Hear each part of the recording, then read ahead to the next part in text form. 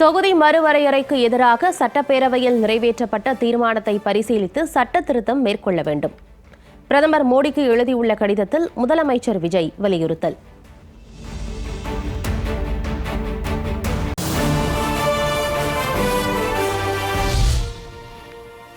மக்களவை உறுப்பினர்களின் எண்ணிக்கையை 543ஆக நிரந்தரமாக தொடர வேண்டும். எதிர்வரும் தேர்தல்களிலிருந்து பெண்களுக்கு 33% இடஒதுக்கீட்டை நடைமுறைப்படுத்த வேண்டும் என்றும் முதலமைச்சர் விஜய் வலியுறுத்தல்.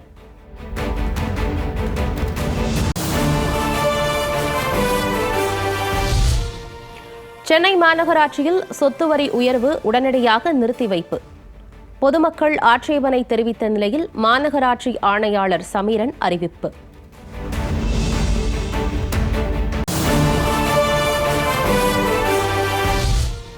$4,476 கோடி ரூபாய் முதலீடு மற்றும் 5,074 பேருக்கு வேலைவாய்ப்பு அளிக்கும் வகையில் 8 திட்டங்களுக்கு அடிக்கல் நாட்டினார் முதல்வர் விஜய். 2,676 கோடி ரூபாய் முதலீடு மற்றும் 1,550 பேருக்கு வேலைவாய்ப்பு அளிக்கும் வகையில் 5 திட்டங்களையும் தொடக்கி வைத்தார்.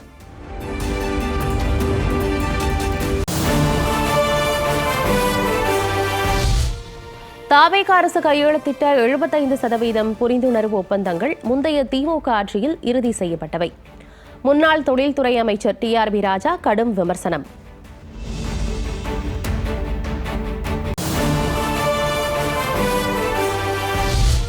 தமிழ்நாடு காங்கிரஸ் சட்டமன்ற குழு தலைவராக தாரகை கத்பட் நியமனம்.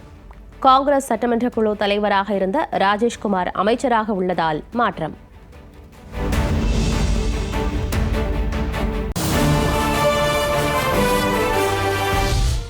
இலங்கை கடற்படையால் கைது செய்யப்பட்ட 9 ராமநாதபுரம் மீனவர்களை விடுதலை செய்ய நடவடிக்கை எடுக்க வேண்டும். வெளியுறவுத்துறை அமைச்சர் ஜெய்சங்கருக்கு முதலமைச்சர் கடிதம்.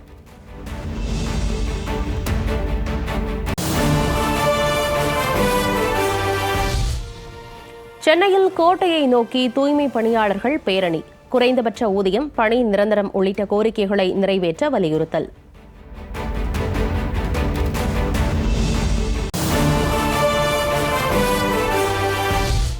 நாடாளுமன்ற மழைக்கால கூட்டத்தொடர் நேற்றுடன் முடிந்த நிலையில் 11 மசோதாக்கள் நிறைவேற்றம்.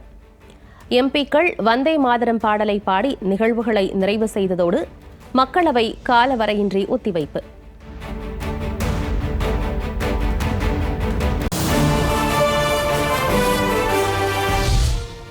நான் நின்று பேசிய இடத்தில் பாஜகவினர் யாகம் வளர்த்து சுத்தம் செய்ததாக மல்லிகார்ஜுன கார்கே வேதனை. உத்தராகண்டில் நிகழ்ந்த சம்பவத்தை சுட்டிக்காட்டி மாநிலங்களவையில் பரபரப்பு குற்றச்சாட்டு.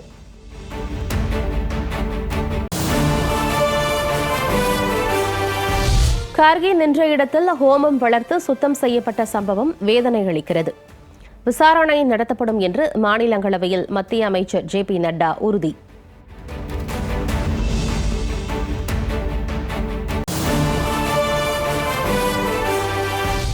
மல்லிகார்ஜுன் கார்கேவுக்கு இழைக்கப்பட்ட அவமதிப்புக்கு மாணிக்கம் தாகூர் கண்டனம்.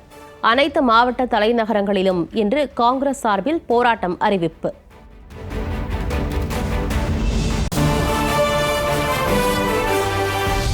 மூன்று மாதங்களுக்கு பிறகு 80.47 அடியை எட்டியது மேட்டூர் அணை. அணையிலிருந்து குடிநீர் தேவைக்காக வினாடிக்கு 1,500 கன அடி நீர் திறப்பு.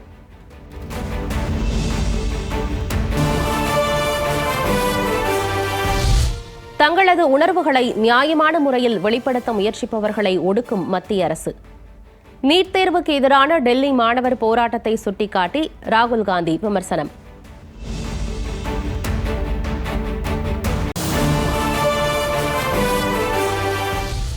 நீட் தேர்வு தேவையில்லை என்பதே தமிழக அரசின் மாறாத நிலைப்பாடு. மருத்துவ சேர்க்கை ஆணை வழங்கிய பின் அமைச்சர் அருண்ராஜ் பேட்டி.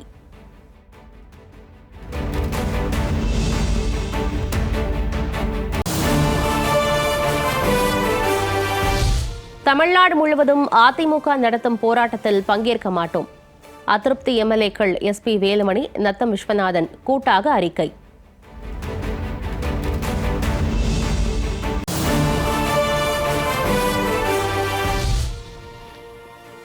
கண்டன ஆர்ப்பாட்டத்தை முன்னின்று நடத்தும் அறிவிப்பில் எங்களது சொந்த மாவட்டங்கள் இடம்பெறவில்லை.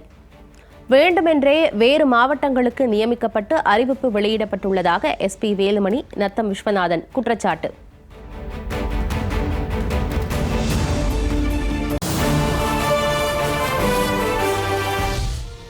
புரட்சித் தலைவர் எம்ஜிஆர், புரட்சித் தலைவி அம்மா ஆகியோரின் விசுவாசிகளை புறக்கணிக்கும் வகையில் இதுபோன்ற அறிவிப்பு வெளியிடப்படுகிறது. அதிமுக நடத்தும் போராட்டத்திற்கு முழு ஆதரவு தெரிவிப்போம், ஆனால் வேறு மாவட்டங்களில் சென்று பங்கேற்க இயலாது என எஸ்பி வேலுமணி நத்தம் விஸ்வநாதன் திட்டவட்டம்.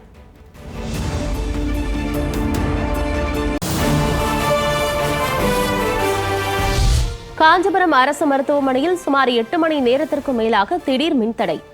மருத்துவ சேவைகள் பாதிக்கப்பட்டதால் நோயாளிகள் கடும் அவதி.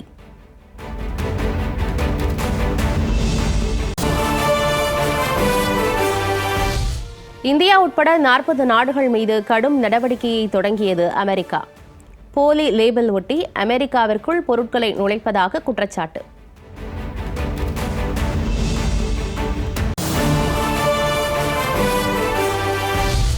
நாடு முழுவதும் நாளை சுதந்திர தின விழா கொண்டாடப்பட உள்ளதையொட்டி சென்னையில் 5 அடுக்கு பாதுகாப்பு.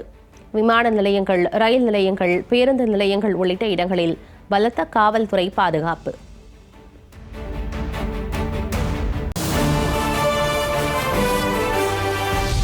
எண்பதாவது சுதந்திர தினத்தை முன்னிட்டு பஞ்சாப் வாகா எல்லையில் பெண் காவலர்களின் ஒத்திகை நிகழ்ச்சி. ஏராளமான பார்வையாளர்கள் கண்டு ரசிப்பு.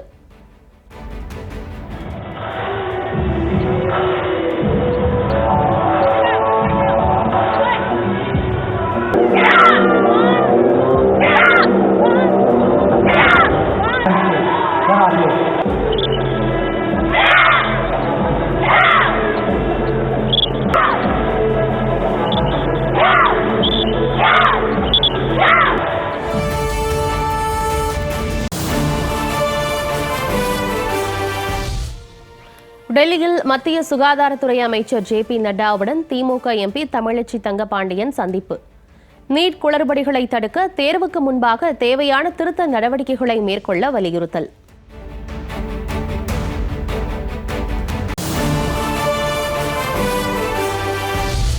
மருத்துவத்துறையின் புனிதத்தை எல்லோரும் பாதுகாக்க வேண்டும். எம்பிபிஎஸ் கலந்தாய்வுக்கான ஒதுக்கீடு ஆணைகள் வழங்கும் நிகழ்வில் மக்கள் நல்வாழ்வுத்துறை அமைச்சர் அருண்ராஜ் பேச்சு.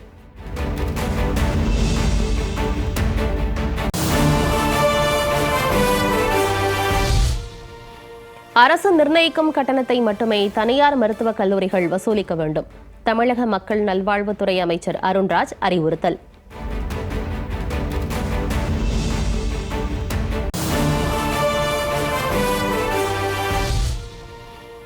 மேற்குவங்க மாநிலம் கொல்கத்தா துறைமுகத்திற்கு சென்று கொண்டிருந்த சரக்கு கப்பல் விபத்து. நுவூர்பெரி அருகே திரும்ப முயன்றபோது கட்டுப்பாட்டை இழந்த கப்பல் ஆற்றங்கரையில் மோதியது.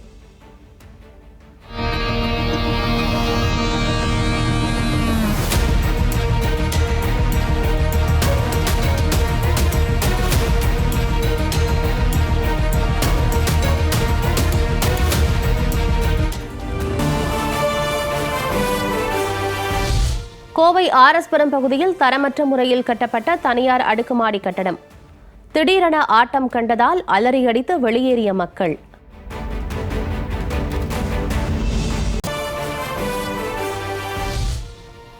இந்தியா இலங்கை இடையேயான முதல் டெஸ்ட் போட்டி நாளை தொடக்கம். யாலி நகரில் இரு நாட்டு வீரர்களும் தீவிர பயிற்சி.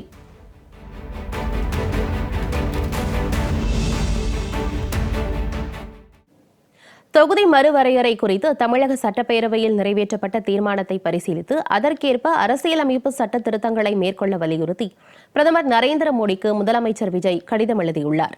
இது தொடர்பாக அவர் எழுதியிருக்கும் கடிதத்தில் தமிழக சட்டப்பேரவையில் கடந்த 12ஆம் தேதி நிறைவேற்றப்பட்ட தீர்மானத்தின்படி மக்களவையின் மொத்த உறுப்பினர்களின் எண்ணிக்கையை 543ஆக நிரந்தரமாக தொடர வேண்டும் என வலியுறுத்தியுள்ளார். மேலும் மாநிலங்களுக்கு இடையேயான தற்போதைய இடப்பகிர்வு விகிதத்தை பாதுகாக்க வேண்டும் என்றும் தற்போதைய 543 தொகுதிகளின் அடிப்படையிலேயே எதிர்வரும் தேர்தல்களிலிருந்து பெண்களுக்கு 33% இடஒதுக்கீட்டை நடைமுறைப்படுத்த வேண்டும் எனவும் முதலமைச்சர் விஜய் குறிப்பிட்டுள்ளார். மக்கள் தொகை கட்டுப்பாட்டு திட்டங்களை சிறப்பாக செயல்படுத்திய தென்னிந்திய மாநிலங்களுக்கு 1971க்கு பிந்தைய மக்கள் தொகை அடிப்படையில் தொகுதிகளை குறைப்பது பெரும் அநீதியாக அமையும் எனவும் முதலமைச்சர் விஜய் தெரிவித்துள்ளார்.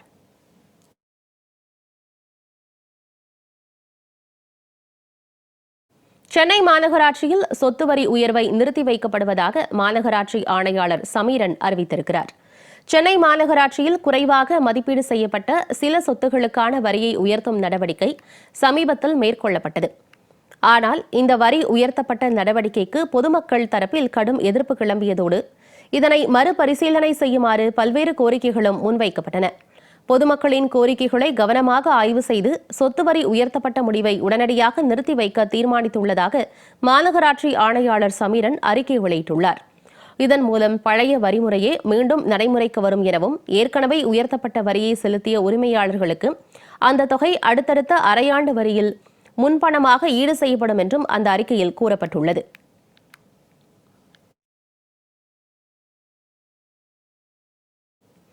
தமிழ்நாடு காங்கிரஸ் சட்டமன்ற குழு தலைவராக குளச்சல் தொகுதியின் எம்எல்ஏ தாரகை கத்பட் நியமிக்கப்பட்டிருக்கிறார்.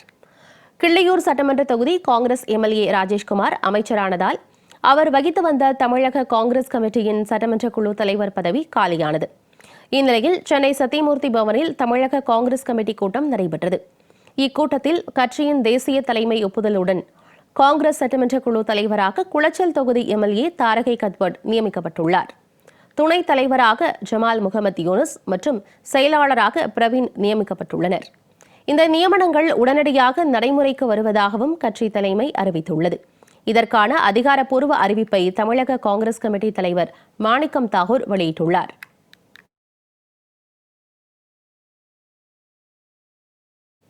இலங்கை கடற்படையினரால் கைது செய்யப்பட்டுள்ள தமிழக மீனவர்கள் 9 பேர் மற்றும் அவர்களது படகுகளை விடுவிக்க நடவடிக்கை எடுக்க கோரி மத்திய வெளியுறவுத்துறை அமைச்சர் ஜெய்சங்கருக்கு முதலமைச்சர் விஜய் கடிதம் எழுதியுள்ளார். இது தொடர்பாக முதலமைச்சர் விஜய் எழுதியுள்ள கடிதத்தில் கடந்த ஆகஸ்ட் 12ஆம் தேதி கடலுக்கு மீன்பிடிக்க சென்ற ராமநாதபுரம் மாவட்டத்தைச் சேர்ந்த 9 மீனவர்களையும் அவர்களது படகுகளையும் இலங்கை கடற்படையினர் சிறைபிடித்து சென்றதாக தெரிவித்துள்ளார். ஆகஸ்ட் மாதத்தில் மட்டும் இதுபோன்ற 2 சம்பவங்கள் நடந்துள்ளதை சுட்டிக்காட்டியுள்ள முதலமைச்சர் தற்போது வரை 49 தமிழக மீனவர்கள் இலங்கை சிறையில் வாடுவதாக தெரிவித்துள்ளார். இது கடலோர மாவட்ட மீனவர்களிடையே பெரும் கவலையையும் பாதுகாப்பற்ற உணர்வையும் ஏற்படுத்தியுள்ளதாகவும் அவர் குறிப்பிட்டுள்ளார். எனவே வெளியுறவுத்துறை அமைச்சர் உடனடியாக தூதரக ரீதியிலான நடவடிக்கைகளை மேற்கொண்டு இலங்கை கடற்படையால் சிறைப்பிடிக்கப்பட்ட மீனவர்களும் படகுகளும் பாதுகாப்பாக தாயகம் திரும்ப வழிவகை செய்ய வேண்டும் என முதலமைச்சர் விஜய் வலியுறுத்தியுள்ளார்.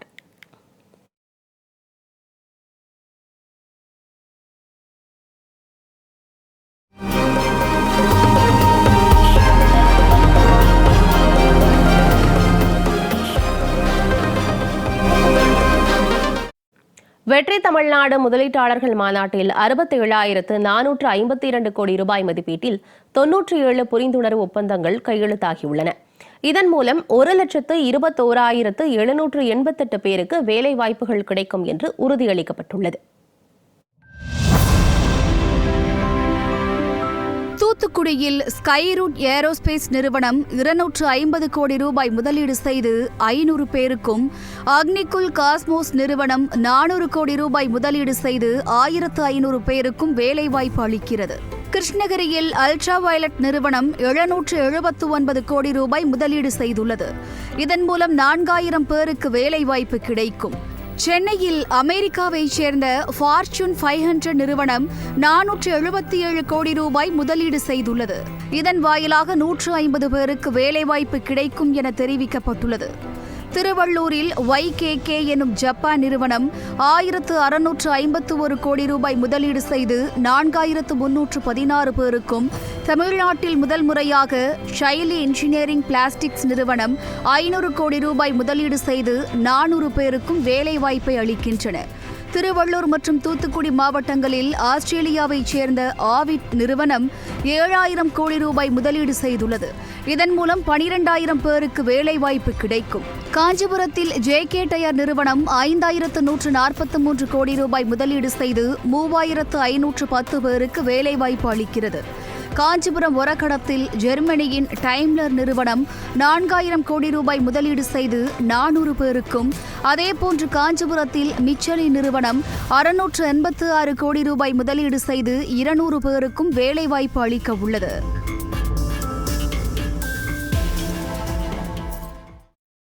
தொழில் முதலீட்டு ஊக்குவிப்பு மற்றும் வர்த்தகத்துறை சார்பில் 67,452 கோடி ரூபாய் உறுதியளிக்கப்பட்ட முதலீட்டில் 1,06,998 பேருக்கு வேலைவாய்ப்பு கிடைக்கும் என தொழில்துறை அமைச்சர் கீர்த்தனா உறுதிபட தெரிவித்துள்ளார். சென்னையில் நடைபெற்ற வெற்றி தமிழ்நாடு முதலீட்டாளர்கள் மாநாட்டில் பேசிய தொழில்துறை அமைச்சர் கீர்த்தனா, மற்ற மாநிலங்களை ஒப்பிடும்போது தமிழகம் முதலீட்டுக்கான நம்பகமான மாநிலமாக முதலிடத்தில் உள்ளதாக கூறினார். இன்றைய தினம் 97 புரிந்துணர்வு ஒப்பந்தங்கள் கையெழுத்தாகி உள்ளதாகவும் ஒரு நாளைக்கு 1000 கோடி என்ற அளவில் முதலீடுகள் ஈர்க்கப்பட்டு 1,00,000 கோடி முதலீடுகள் ஈர்க்கப்பட்டுள்ளதாகவும் அவர் தெரிவித்தார். 2036ஆம் ஆண்டுக்குள் 1.5 அமெரிக்க டிரில்லியன் டாலர் பொருளாதாரம் என்ற இலக்கை முதலமைச்சர் நிர்ணயம் செய்துள்ளதாகவும் வேலைக்காக யாரும் சொந்த ஊரை விட்டு செல்லக்கூடாது என்பதே தங்களின் இலக்கு என்றும் கூறினார். மேலும் வெற்றி தமிழ்நாடு முதலீட்டாளர் மாநாடு ஒரு முக்கிய மைல்கல்லாக அமையும் எனவும் அமைச்சர் கீர்த்தனா நம்பிக்கை தெரிவித்தார்.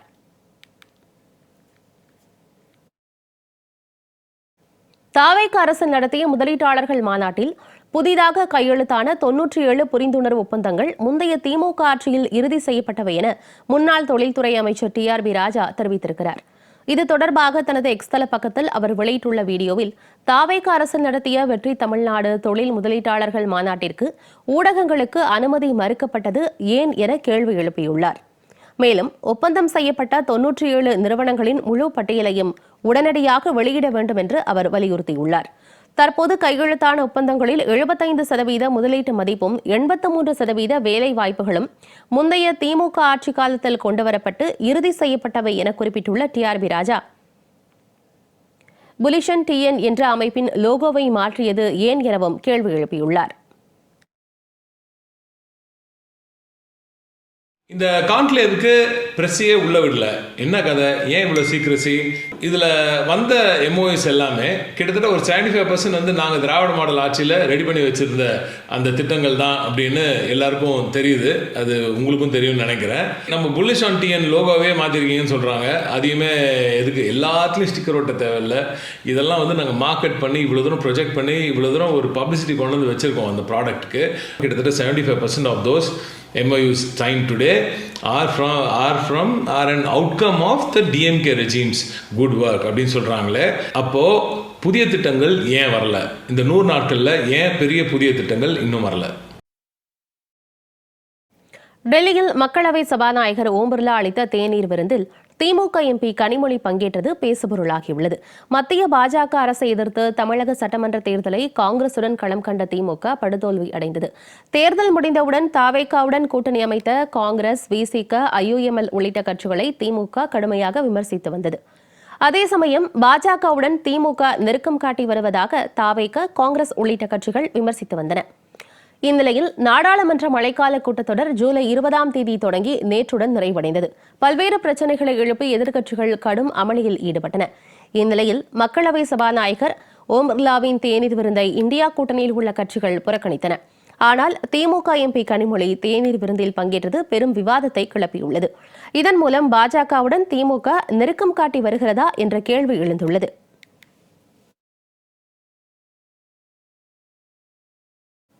முதலமைச்சர் விஜயுடன் மான்டேக் சிங் அலுவாலியா தலைமையிலான வருவாய் பெருக்க குழுவினர் ஆலோசனை மேற்கொண்டனர்.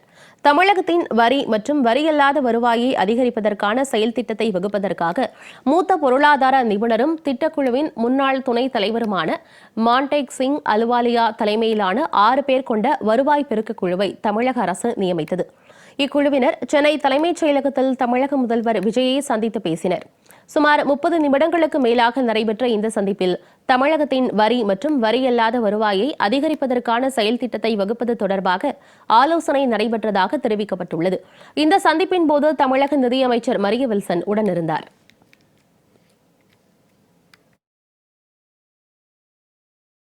மேகதாது விவகாரத்தில் கர்நாடக அரசையும் பயிர்க்கடன் தள்ளுபடி விவகாரத்தில் அதிமுக சார்பில் நடைபெறவுள்ள கண்டன ஆர்ப்பாட்டத்தில் பங்கேற்கப் போவதில்லை என முன்னாள் அமைச்சர்களும் MLA-க்களுமான SP வேலுமணி, நத்தம் விஸ்வநாதன் ஆகியோர் கூட்டாக அறிவித்துள்ளனர். இது தொடர்பாக SP வேலுமணி மற்றும் நத்தம் விஸ்வநாதன் ஆகியோர் இணைந்து கூட்டாக வெளியிட்டுள்ள அறிக்கையில், காவிரி ஆற்றின் குறுக்கே மேகதாதுவில் அணை கட்ட துடிக்கும் கர்நாடக அரசை கண்டித்தும் தமிழகத்தில் புதிதாக பொறுப்பேற்றுள்ள தாவேக அரசு தனது தேர்தல் வாக்குறுதியை மீறி விவசாயிகள் பெற்ற பயிர்க்கடனை முழுமையாக ரத்து செய்யாமல் பல்வேறு விதிமுறைகளை விதித்து பாகுபாடு காட்டுவதை கண்டித்தும் அஇஅதிமுக சார்பில் நடைபெறும் கண்டன ஆர்ப்பாட்டத்திற்கு தங்களது முழு ஆதரவை தெரிவித்துக் கொள்வதாக குறிப்பிட்டுள்ளனர். மேகதாது விவகாரம் மற்றும் தமிழகத்தின் ஜீவாதார உரிமைகளை காக்க புரட்சித் தலைவர் எம்ஜிஆர், புரட்சித் தலைவி அம்மா ஆகியோரின் வழியில் அதிமுக எடுக்கும் அனைத்து முயற்சிகளுக்கும் நாங்கள் என்றென்றும் உறுதுணையாக இருப்போம் எனவும் அவர்கள் தெரிவித்துள்ளனர்.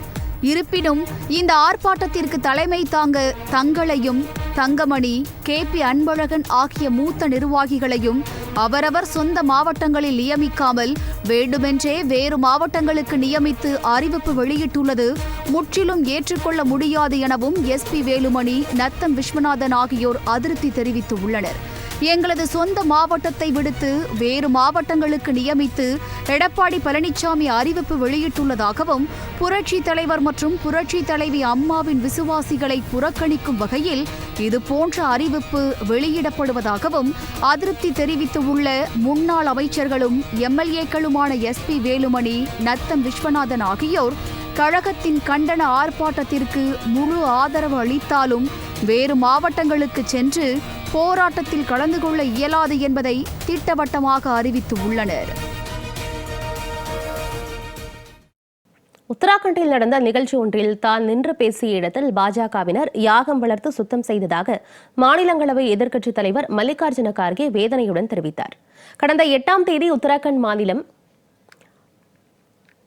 ஹல்துவானியில் காங்கிரஸ் சார்பில் நடைபெற்ற பொதுக்கூட்டத்தில் கார்கே பங்கேற்றார். பிறகு 10ஆம் தேதி பங்கேற்ற பொதுக்கூட்ட மேடையில் ஹோமம் நடத்தப்பட்டதாக தகவல் வெளியானது.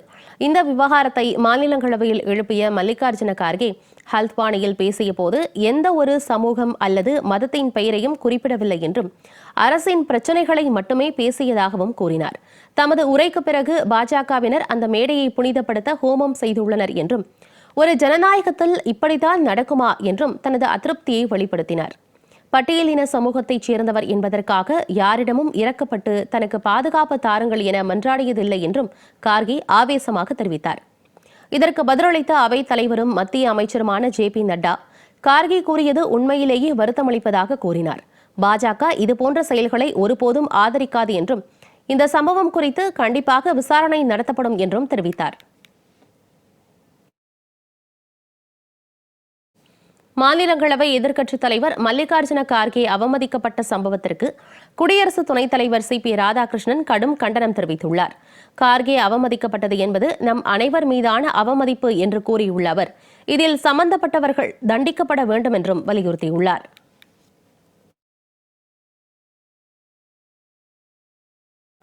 இதேபோல மல்லிகார்ஜுன கார்கேவுக்கு இழைக்கப்பட்ட அவமதிப்புக்கு தமிழக காங்கிரஸ் கமிட்டி தலைவர் மாணிக்கம் தாகூர் கடும் கண்டனம் தெரிவித்துள்ளார். சாதிய வன்மத்துடனும் தீண்டாமை மனநிலையுடனும் நடத்தப்பட்ட இந்த பிற்போக்குத்தனமான செயல் கார்கேவை மட்டுமல்ல, சமத்துவம், சகோதரத்துவம், சமூக நீதி மற்றும் மனித மாண்பை நிலைநாட்டும் இந்திய அரசியலமைப்பிற்கே விடுக்கப்பட்ட சவால் என்றும் கூறினார். இதனால் இந்த சம்பவத்தை கண்டித்து தமிழகத்தின் அனைத்து மாவட்ட தலைநகரங்களிலும் இன்று காங்கிரஸ் சார்பில் போராட்டம் நடத்தப்படும் என அறிவித்துள்ளார். குறைந்தபட்ச ஊதியம் வழங்க வேண்டும், பணி நிரந்தரம் செய்ய வேண்டும் உள்ளிட்ட பல்வேறு கோரிக்கைகளை வலியுறுத்தி சென்னை கோட்டையை நோக்கி தூய்மை பணியாளர்களின் பேரணி நடைபெற்றது. அரசாணை 62 படி குறைந்தபட்ச ஊதியம் வழங்க வேண்டும், பணி நிரந்தரம் செய்ய வேண்டும், தனியார் மயமாக்கலை கைவிட வேண்டும் உள்ளிட்ட கோரிக்கைகளை வலியுறுத்தி உழைப்போர் உரிமை இயக்கம் சார்பில் சென்னை சிந்தாதிரிப்பேட்டை லேங்ஸ் கார்டன் சாலை சந்திப்பிலிருந்து கோட்டை நோக்கி தூய்மை பணியாளர்களின் பேரணி நடைபெற்றது. இதில் ஏராளமானோர் பங்கேற்று கோரிக்கைகளை வலியுறுத்தி முழக்கங்களை எழுப்பினர். பிறகு செய்தியாளர்களிடம் பேசிய உழைப்போர் உரிமை இயக்கத்தின் தலைவர் கு பாரதி, அரசாணைப்படி வழங்க வேண்டிய ஊதியம் முழுமையாக வழங்கப்படவில்லை என்றும் மகப்பேறு விடுப்பு வழங்க முடியாது என அரசு தரப்பு கூறுவது மனசாட்சியற்ற செயல் என்றும் குற்றம் சாட்டினார். மேலும் 24ஆம் தேதி நடைபெறும் நகராட்சி நிர்வாகத்துறை மானிய கோரிக்கையில் உரிய அறிவிப்பு வெளியாகவில்லை என்றால் தொடர் போராட்டம் நடத்தப்படும் என எச்சரித்தார். இந்த அரசு சென்னை மாநகராட்சியிலிருந்து ஒரு பதில் கொடுத்திருக்கு. எங்க பணி நிரந்தரம் செய்யுங்கன்னு கேட்டா அது பாலிசி டிசிஷன். கான்ட்ராக்ட் ஏற்கனவே போயிருக்கு, அதெல்லாம் ரத்து பண்ணுங்கன்னு கேட்டா மற்ற இடத்த பத்தி பேசாதீங்க, அது பாலிசி டிசிஷன். இருக்கிறதுல இதுல இன்னும் மனிதாபிமான மட்ட செயல் என்னன்னா, நாங்க கேள்வி கேட்டதுல சென்னை மாநகராட்சியில் இருக்கக்கூடிய தூய்மை பணியாளர் மண்டலம் 4, 7, 8 தூய்மை பணியாளருக்கு மகப்பேறு விடுப்பு கொடுங்கன்னு கேட்டிருக்கோம். இந்த இரக்கமற்ற இந்த சென்னை மாநகராட்சி இது தலைமை தாங்கக்கூடிய அரசு மகப்பேறு விடுப்பு உங்களுக்கு கொடுக்க முடியாதுன்னு பதில் போட்டு நாங்க சொல்லிக்க விரும்புறது, நீங்க 24 வச்சிருக்கீங்க. சென்னை மாநகராட்சி தூய்மை பணியாளர்கள் தொடர் போராட்டத்திலே ஈடுபடுவார்கள். நீங்கள் 24ஆம் தேதி பதில் சொல்லியே தீர வேண்டும் என்ற நிலைமையை நாங்கள் உருவாக்குவோம். தமிழ்நாடு தொடங்கி சர்வதேச அளவில் நடைபெற்ற பல்வேறு முக்கிய நிகழ்வுகளை விரைவுச் செய்திகளாக பார்க்கலாம்.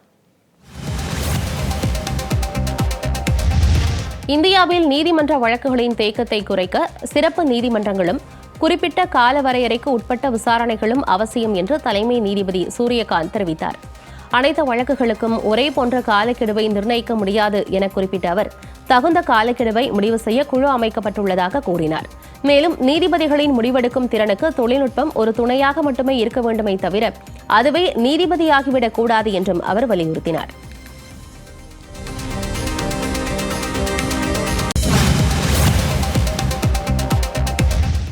உத்தராகண்ட் மாநிலம் சமோலி மாவட்டத்தில் கட்டுமானத்தில் இருந்த சுரங்கப்பாதை திடீரென இடிந்து விழுந்ததில் 6 தொழிலாளர்கள் பரிதாபமாக உயிரிழந்தனர்.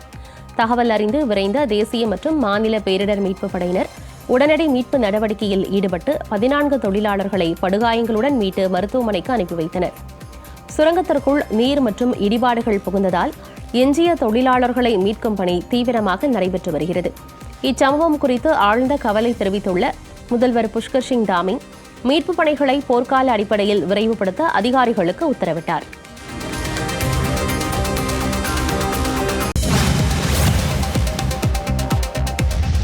சீன பொருட்களின் வரிகளை தவிர்ப்பதற்காக போலியாக நாடு மாற்றி ஏற்றுமதி செய்யும் டிரான்ஸ்ஷிப்மெண்ட் முறையை தடுக்க இந்தியா உட்பட 40க்கும் மேற்பட்ட நாடுகள் மீது அமெரிக்கா கடுமையான நடவடிக்கையை தொடங்கியுள்ளது.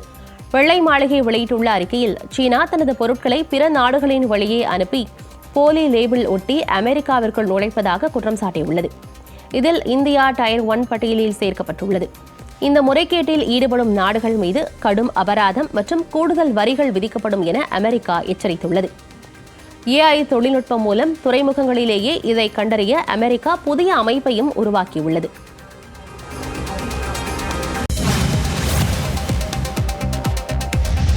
அமெரிக்கா மற்றும் ஈரானுடன் நல்லுறவு இருந்தும் போரை முடிவுக்கு கொண்டுவர பாகிஸ்தான் மத்தியஸ்தராக செயல்பட்ட போது பிரதமர் மோடி வேடிக்கை மட்டுமே பார்த்ததாக மக்களவை எதிர்க்கட்சித் தலைவர் ராகுல் காந்தி சாடினார். டெல்லியில் நடைபெற்ற நிகழ்ச்சியில் பேசிய அவர் அருணாச்சல பிரதேச எல்லையில் இந்திய ராணுவம் வழக்கமாக செல்லும் ரோந்து பகுதிகளை சீனா தடுத்து நிறுத்தியுள்ளதாக கூறினார். மேலும் இந்தியாவின் சர்வதேச செல்வாக்கை மத்திய அரசு வீணடித்து விட்டதாகவும் அவர் குற்றம் சாட்டினார்.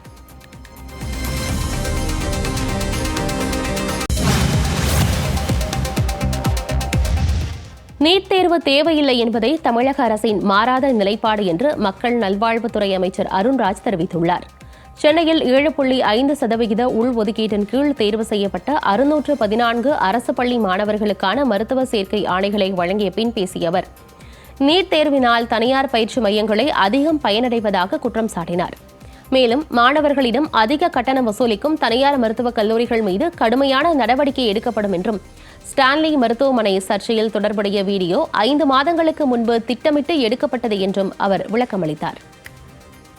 நம்ம அந்த தரவரிசை பட்டியல் வெளியிட்டப்ப நம்ம என்ன சொல்லியிருந்தோம், 7.5% அந்த ஒதுக்கீட்டில் பிரிவில் 641 இடங்கள் நம்ம இருக்குன்னு நம்ம சொல்லியிருந்தோம். இப்போ இன்னைக்கு 614 இடங்கள் தான் நம்ம இன்னைக்கு கலந்தாய்வு மூலமாக நம்ம ஃபில் பண்ணுறோம். நெக்ஸ்ட் ரவுண்ட் ஆஃப் கவுன்சிலிங்கில் அந்த சீட்ஸ் நம்ம திரும்ப அனைத்து தனியார் மருத்துவக் கல்லூரிகளுக்கும் இந்த அரசின் சார்பாக நான் ஒரு ஸ்ட்ராங்கான ஒரு மெசேஜ் சொல்லிக்க விரும்புகிறேன். நம்ம என்ன ஃபீ ஃபிக்ஸ் பண்ணுறோமோ அதை மட்டும் தயவு செய்து நீங்கள் அனைவரும் மாணவர்கள்ட்ட நீங்கள் வசூலிக்க வேண்டும். அதை மீறி நீங்கள் வசூலித்தால் இந்த புகார் தெரிவிக்கும் பட்சத்தில் ஒரு வெளிப்படையான ஒரு என்கொயரி ஒரு விசாரணை மேற்கொண்டு அது குற்றம் நிரூபிக்கப்பட்டால் கண்டிப்பாக சட்டப்படி நம்ம நடவடிக்கை எடுப்போம். ஒரு சமூக வலைத்தளங்களில் ஒரு காணொலி நானும் பார்த்தேன். ஒரு முட்டை அரசு ஊழியர் மருத்துவமனை ஊழியர் அந்த பெட்டில் வச்சுட்டு எப்படி இந்த மாதிரி தான் நோயாளிகளை நம்ம ட்ரீட் பண்ணணுமா அப்படிங்கிற மாதிரி வந்தது. அந்த வீடியோ எடுத்தவர் அந்த சம்பந்தப்பட்ட ஊழியர்கிட்ட நம்ம கேட்டிருக்காரு, இந்த வீடியோ நான் வெளியிடாமல் இருக்கணும்னா 20,000 ரூபாய் கொடுக்கணும் அப்படிங்கிற கேட்டிருக்காங்க. அந்த காணொலி வந்தது உடனேயே நம்ம ஒரு என்கொயரி கமிட்டி பண்ணிட்டு அவர் டீன் ஒரு ரிப்போர்ட் கொடுத்துருக்காங்க. 5 மாதங்களுக்கு முன்னால் எடுக்கப்பட்ட அது ஒரு காணொலி. அதை தவறாக பயன்படுத்த நோக்கத்தில் தான் எடுத்திருக்கிறாங்க. அதனால அவங்க அந்த பணம் கேட்ட பணத்தை கொடுக்கவில்லை என்பதால் இந்த வீடியோ வெளியிட்டிருக்காங்க.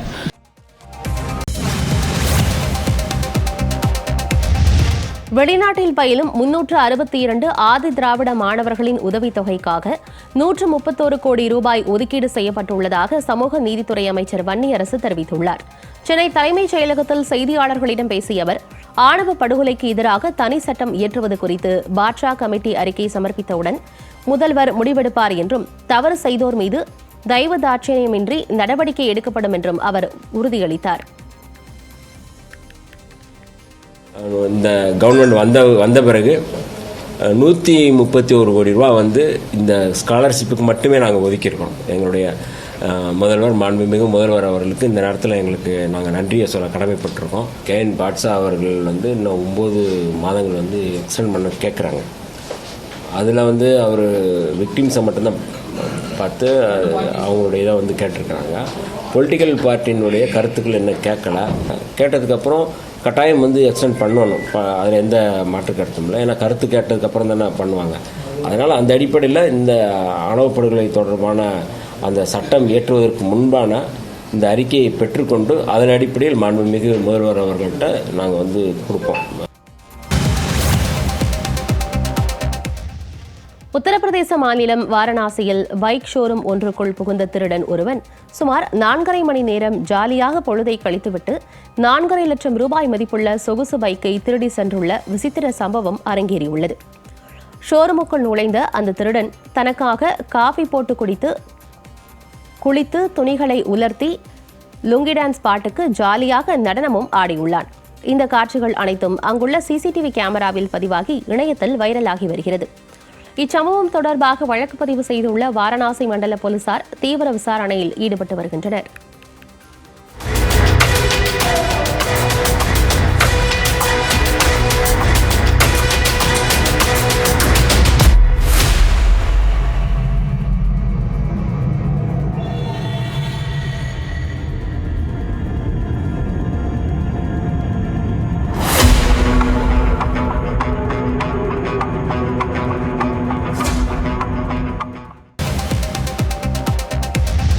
இந்தியாவில் 20% எத்தனால் கலக்கப்பட்ட E20 பெட்ரோல் பாதுகாப்பானது என்று மத்திய அரசு உறுதியளித்த நிலையில் வாகன உற்பத்தியாளர்கள் கூட்டமைப்பான ஷியாம் தனது எரிபொருள் கலப்பட புகாரை திரும்பப் பெற்றுள்ளது. தரவுகளை மேலும் சரிபார்க்க வேண்டும் என கூறி இப்புகார் வாபஸ் பெறப்பட்டாலும் மாருதி, டாடா, மஹிந்திரா ஆகிய முன்னணி நிறுவனங்கள் எத்தனால் பெட்ரோலில் குளோரைடு மற்றும் ஈரப்பதம் அதிகமாக இருப்பதாக தனிப்பட்ட முறையில் கவலை தெரிவித்துள்ளன. எனினும் நாடு முழுவதும் நடத்தப்பட்ட சோதனைகளில் கலப்படம் ஏதும் பெரிய அளவில் கண்டறியப்படவில்லை என்றும் E20 எரிபொருள் முற்றிலும் பாதுகாப்பானது என்றும் மத்திய அரசு மற்றும் எண்ணெய் நிறுவனங்கள் உறுதியளித்துள்ளன.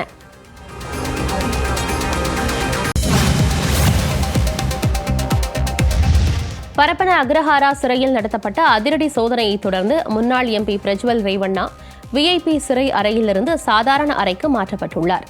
சிறைச்சாலையில் நடத்தப்பட்ட சோதனையின் போது பிரஜ்வல் ரேவண்ணா பயன்படுத்திய டிஜிட்டல் சாதனங்கள் கைப்பற்றப்பட்டதாகவும் அவற்றில் 90 ஆபாச வீடியோக்கள் கண்டறியப்பட்டதாகவும் கூறப்படுகிறது. மேலும் அவருக்கு சிறையில் சிறப்பு வசதிகள் செய்து தரப்பட்டதாக எழுந்த குற்றச்சாட்டுகளை தொடர்ந்து சம்பந்தப்பட்ட சிறை அதிகாரிகள் மீது நடவடிக்கை எடுக்கப்பட்டுள்ளதோடு பிரஜ்வல் ரேவண்ணா கடுமையான கண்காணிப்பின் கீழ் சாதாரண சிறைப்பிரிவுக்கு மாற்றப்பட்டுள்ளார்.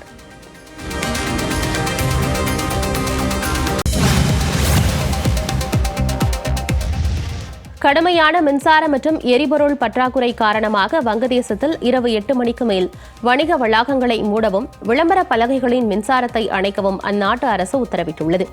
இந்த மோசமான ஆற்றல் நெருக்கடியை சமாளிக்க மின்சார விநியோகத்தை கட்டுப்படுத்தும் நடவடிக்கைகளை அரசு தீவிரப்படுத்தியுள்ளது.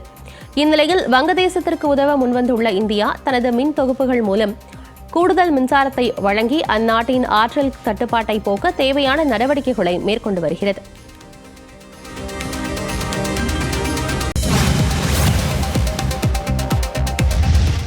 அசாம் மாநிலத்தில் எதிர்பாராத விதமாக கால் சறுக்கி ஆற்று வெள்ளத்தில் விழுந்த செய்தியாளரை அங்கிருந்த பொதுமக்கள் உடனடியாக மீட்டனர். வெள்ளப்பெருக்கு நிலவரத்தை ஆற்றுப் பகுதியில் நேரலையில் வழங்கிய போது அந்த செய்தியாளர் விழுந்தார். அருகில் இருந்தவர்கள் உடனடியாக கை கொடுத்து அவரை மீட்ட காட்சிகள் இணையத்தில் வைரலாகுகின்றன.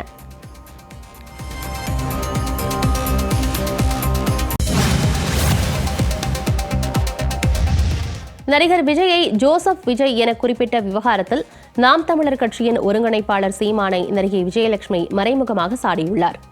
விஜயை ஜோசப் விஜய் என்று குறிப்பிட்டால் சிலருக்கு ஏன் இவ்வளவு வலிக்கிறது எனவும், அரசியல் லாபத்திற்காக ஒருவரின் மத அடையாளத்தை ஏன் சுட்டிக்காட்ட வேண்டும் என்றும் அவர் கேள்வி எழுப்பியுள்ளார். விஜய்க்கும் சீமானுக்கும் இடையே சமீப காலமாக அரசியல் ரீதியான கருத்து வேறுபாடுகள் தீவிரமடைந்து வரும் நிலையில் நடிகை விஜயலட்சுமியின் இந்த கருத்து சமூக வலைதளங்களில் பெரும் விவாதத்தை கிளப்பியுள்ளது.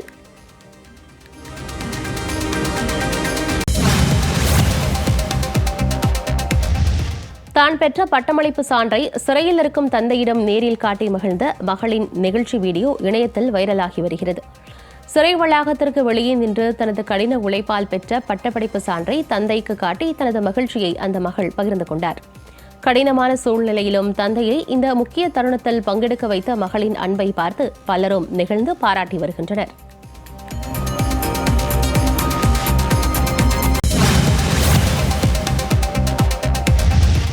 ஹைதராபாத்தில் திருட வந்த இடத்தில் கஞ்சா போதை தலைக்கேறியதால் திருடிய நகைகளுடனேயே திருடன் அசந்து தூங்கிய வினோத சம்பவம் அரங்கேறியுள்ளது. மலைச்சாரிஃப் பகுதியில் பூட்டியிருந்த வீட்டின் கதவை உடைத்து உள்ளே புகுந்த நபர் அலமாரியில் இருந்த தங்க நகைகளை திருடி தனது பாக்கெட்டில் வைத்துள்ளார். ஆனால் போதை அதிகமாக இருந்ததால் வீட்டை விட்டு வெளியேற முடியாமல் அங்கேயே தூங்கியுள்ளார். வீட்டிற்கு திரும்பிய உரிமையாளர்கள் திருடன் தூங்குவதைக் கண்டு அதிர்ச்சியடைந்து அவரை வீடியோ எடுத்து பிடித்து காவல்துறையிடம் ஒப்படைத்தனர்.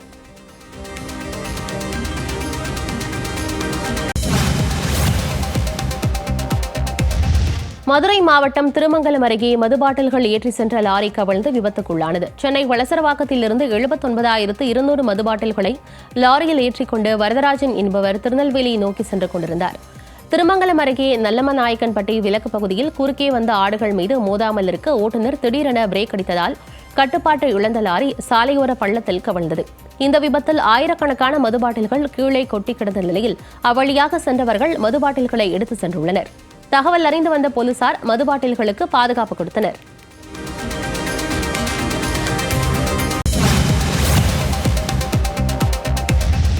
திருவண்ணாமலை அருணாச்சலேஸ்வரர் கோவிலின் கிழக்கு ராஜ கோபுரம் எதிரில் வணிக வளாகம் கட்ட பொதுப்பணித்துறைக்கு வழங்கப்பட்ட 6,39,00,000 ரூபாயை கோவிலுக்கு திரும்பப் பெற நடவடிக்கை எடுக்க வேண்டும் என சென்னை உயர்நீதிமன்றம் உத்தரவிட்டுள்ளது. இது தொடர்பான வழக்கில் வணிக வளாகம் கட்டுவது தொடர்பான அரசாணை வாபஸ் பெறப்பட்டதால் அறநிலையத்துறைக்கு சென்னை உயர்நீதிமன்றம் உத்தரவிட்டுள்ளது. மேலும் கோவிலில் பக்தர்கள் கூட்டத்தை முறைப்படுத்துவது, வசதிகளை ஏற்படுத்தி தருவது தொடர்பாக புராதன சின்ன ஆணையத்தின் பரிந்துரைகளை பரிசீலித்து விரைந்து நடவடிக்கை எடுக்க அறநிலையத்துறைக்கு உத்தரவிட்டு சென்னை உயர்நீதிமன்றம் வழக்கை வைத்தது. மீன்வளத்துறை மானிய கோரிக்கையின் போது ஆழ்கடல் மீன்பிடிப்பு உள்ளிட்ட மீனவர்களுக்கு பயனளிக்கும் பல்வேறு புதிய திட்டங்கள் அறிவிக்கப்படும் என அமைச்சர் ஸ்ரீநாத் அறிவித்துள்ளார். தூத்துக்குடி விமான நிலையத்தில் செய்தியாளர்களை சந்தித்த அவர், இலங்கை கடற்படையால் ராமேஸ்வரம் மீனவர்கள் தொடர்ந்து கைது செய்யப்படும் பிரச்சினை குறித்து முதலமைச்சருடன் ஆலோசனை நடத்தி மத்திய வெளியுறவு மற்றும் மீன்வளத்துறை அமைச்சர்களை சந்தித்து உரிய நடவடிக்கை எடுக்க வலியுறுத்த உள்ளதாக தெரிவித்தார். தூத்துக்குடி மாவட்டத்தில் நிலவும் குடிநீர் பிரச்சினை குறித்து அதிகாரிகளுடன் பேசியுள்ளதாகவும் 2 நாட்களில் அனைத்து பகுதிகளுக்கும் சீரான குடிநீர் விநியோகம் செய்யப்படும் என்றும் அவர் உறுதியளித்துள்ளார். இல்ல, பேச்சுவார்த்தைகள் நடந்துகிட்டு இருக்கு. மாண்புமிகு முதலமைச்சர்கிட்ட இதை தெரியப்படுத்தி இது விஷயமா பேசி இப்போ அங்க அடுத்த வாரம் டெல்லி போய் அங்க உள்ள எக்ஸ்டர்னல் அஃபேர்ஸ் மினிஸ்டர்ட்டையும் ஃபிஷரிஸ் மினிஸ்டர்ட்டையும் இதை பத்தி பேச போறோம். கண்டிப்பா ஒரு நல்ல முடிவு எடுப்போம். இல்ல, நேத்து தான் அவங்ககிட்ட பேசியிருக்கேன் கார்பரேஷன் கமிஷனர்கிட்ட. என்னன்னா கொஞ்சம் டெக்னிக்கல் ஃபால்ட்டு, சில குழாய்கள்லாம் உடஞ்சிருக்குது, அதை ரிப்பேர் பண்ணி உங்களுக்கு ஆக்சுவலா எல்லாமே நேத்துல இருந்தே சரியா வந்து தண்ணி வர ஆரம்பிச்சிருச்சு. பட் அந்த ஷார்டேஜ் இருந்ததுனால அந்த எக்ஸஸா நிறைய பேர் எடுக்கிறதுனால ஒரு 2-3 நாள்ல அது சீரமைக்கப்படும்.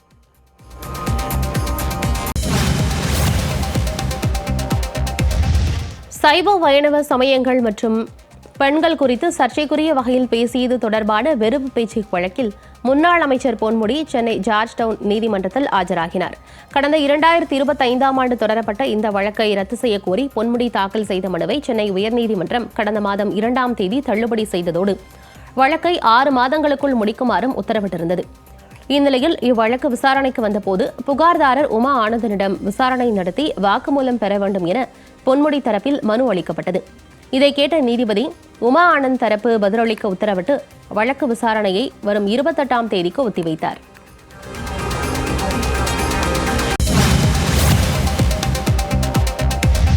காஞ்சிபுரம் அரசு மருத்துவமனையில் சுமார் 8 மணி நேரத்திற்கும் மேலாக ஏற்பட்ட மின்தடையின் காரணமாக சிகிச்சை பிரிவு மற்றும் இரத்த சுத்திகரிப்பு உள்ளிட்ட மருத்துவ சேவைகள் பாதிக்கப்பட்டு நோயாளிகள் கடும் அவதிக்குள்ளாகினர். ஜெனரேட்டர் மூலம் மின்சாரம் வழங்கப்பட்ட போதிலும் ரிட்டர்ன் சப்ளை பிரச்சினை காரணமாக சிறிது நேரம் ஜெனரேட்டர் நிறுத்தப்பட்டதாக கூறிய மருத்துவமனை நிர்வாகம் தற்போது பழுதுகள் அனைத்தும் முழுமையாக சரி செய்யப்பட்டு மின் விநியோகம் சீரமைக்கப்பட்டுள்ளதாக தெரிவித்துள்ளது.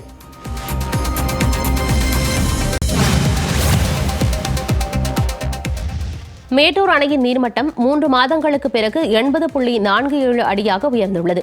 காவிரி நீர்பிடிப்பு பகுதிகளில் பெய்த மழை மற்றும் கர்நாடக அணைகளிலிருந்து திறக்கப்படும் நீரின் அளவு காரணமாக கடந்த வாரம் மேட்டூர் அணைக்கு நீர்வரத்து அதிகரித்தது. அதிகபட்சமாக வினாடிக்கு 19,000 கன அடி வரை நீர்வரத்து இருந்தது. தற்போது நீர்பிடிப்பு பகுதிகளில் மழை குறைந்துள்ளதால் மேட்டூர் அணைக்கான நீர்வரத்தும் படிப்படியாக குறைந்து வருகிறது. காலை வினாடிக்கு 7,833 கன அடியாக இருந்த நீர்வரத்து மாலை 4 மணி நிலவரப்படி 7,298 கன அடியாக குறைந்துள்ளது. அணையிலிருந்து குடிநீர் தேவைக்காக வினாடிக்கு 1,500 கன அடி நீர் திறக்கப்பட்டு வருகிறது.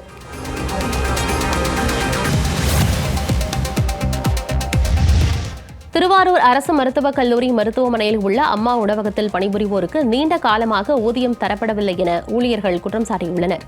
திருவாரூர் அரசு மருத்துவக் கல்லூரி மருத்துவமனை வளாகத்தில் உள்ள அம்மா உணவகத்தில் 7 பேர் பணியாற்றி வருகின்றனர். இவர்களுக்கு நீண்ட காலமாக ஊதியம் வழங்கப்படவில்லை என கூறப்படுகிறது. இது தொடர்பாக ஆட்சியர் மற்றும் அதிகாரிகளிடம் முறையிட்டும் நடவடிக்கை எடுக்கவில்லை என ஊழியர்கள் குற்றம் சாட்டியுள்ளனர். தற்போது அம்மா உணவகங்கள் புதுப்பிக்கப்படும் நிலையில் தமிழக முதலமைச்சர் விஜய் தங்களுக்கு நல்வழி காட்ட வேண்டும் என ஊழியர்கள் கோரிக்கை விடுத்துள்ளனர். உங்களால நீங்க ஒரு குழு மாதிரி அமைஞ்சு செஞ்சீங்க, இப்போதைக்கு உங்களால முடிஞ்சதை போட்டு செய்யுங்க, அதுல உள்ளதை நீங்க எடுத்துங்க, எங்களுக்கு பணமும் கட்ட வேண்டாம், எங்களால எதுவும் பண்டு எல்லாம் செய்ய முடியாதுன்ட்டாங்க. அதே மாதிரி நாங்க இது நாள் வரலையும் செஞ்சுக்கிட்டு இருந்தோம். பல முறை மனு கொடுத்து எங்களுக்கு எந்த ரெஸ்பான்ஸும் இல்லை. திரும்ப இப்ப இந்த ஆட்சி புதிய ஆட்சியில இதை மேம்படுத்த சொல்லியிருக்காங்க. அதனால நாங்க இப்போ மனு கொடுக்கலான்னு வந்திருக்கோம்.